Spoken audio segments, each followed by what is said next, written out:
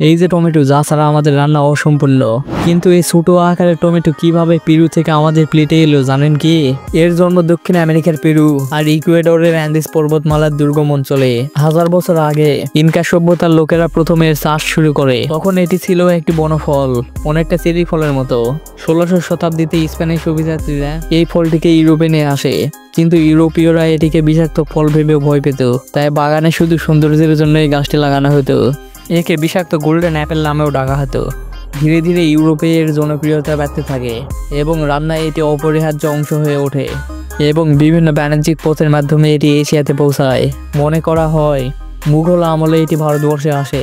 ভারতবর্ষ থেকে এটি আমাদের এই বাংলা অঞ্চলে আসে। শুরুতে এটি রাজকীয় রান্নায় সীমাবদ্ধ থাকলেও এর অসাধারণ স্বাদ ও পুষ্টিগুণের জন্য এটি খুব দ্রুত সাধারণ মানুষের কাছে জনপ্রিয় হয়ে ওঠে। তাই পরের বার যখন টমেটো দিয়ে কোনো খাবার খাবেন, তখন এই ছোট ফলের বিশাল যাত্রার কথা একবার মনে করে দেখবেন। ভিডিওটি ভালো লাগলে লাইক, কমেন্ট, সাবস্ক্রাইব করুন।